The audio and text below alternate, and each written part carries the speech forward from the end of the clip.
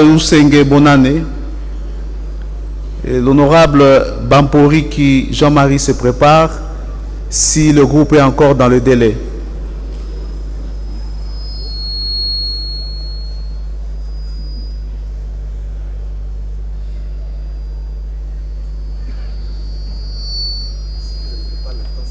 Merci. Rapporteur.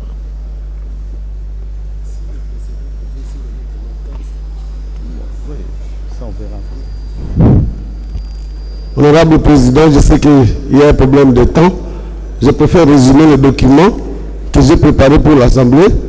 Le texte, vous le trouverez dans la poste, je l'ai mis là-bas. En résumé, je voudrais parler de la question de la sécurité. Le Premier ministre, quand il a été désigné, il a promis de résoudre le problème de sécurité à l'Est. Notamment, nous attendons le retrait de l'armée monoethnique qui règne en maître depuis plusieurs décennies à l'Est. Nous voulons rappeler que cette armée qui sème la terreur est installée depuis la création de la rébellion RCD. Sous le E+4, la même armée est maintenue. Moutebi Chiré de Bukavu, il s'installe à Kichanga, au nord Kivu, plus rien ne bouge.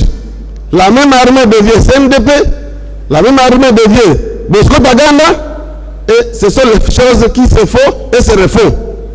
Je voudrais en appeler à la communauté nationale ici représentée pour dire que la population en a assez avec les politiciens de l'Est du pays.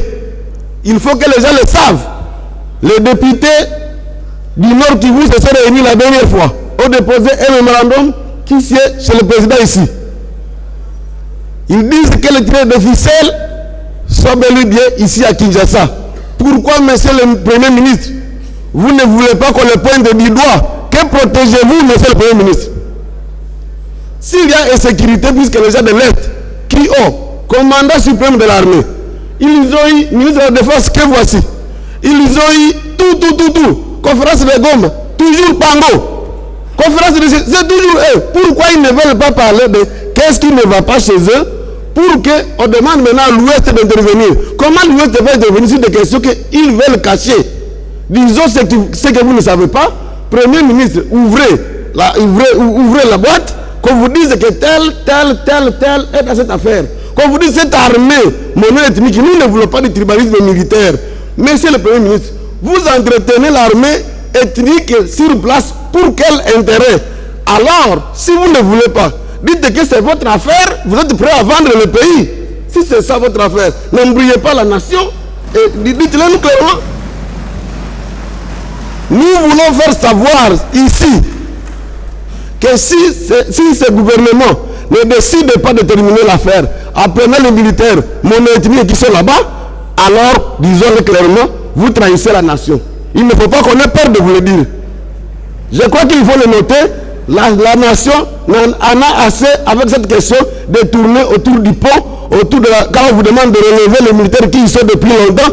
Nous sommes prêts à vous dire, tel citoyen qui est ici est dans cette affaire. Vous ne voulez pas qu'on le dise. Pourquoi? Donc, je crois que ce n'est pas nécessaire de dire plus que ça.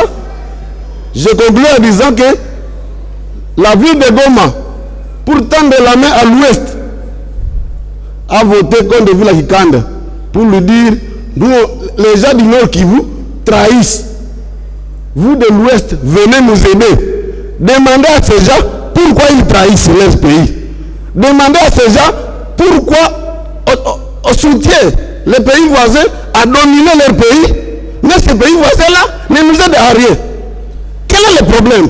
Je m'arrête là pour dire que si le Premier ministre actuellement nommé, lui n'aura pas d'excuses. Son prédécesseur, on peut l'excuser, il ne connaît pas les affaires de l'Est.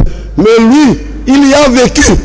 Si, encore une fois, comme le ministre de la Défense, sortant, il a déclaré ici, en réponse à ma question, qu'il va retirer tous ses militaires. Il vient de quitter, il ne les a pas retirés. Vous aussi, si vous ne sortez pas ces gens-là, nous dirons que vous vous attendez quelque part pour vendre l'Est, alors ne dérangez pas tout le monde, c'est votre affaire, vous aurez vendu, on s'arrête là, merci beaucoup.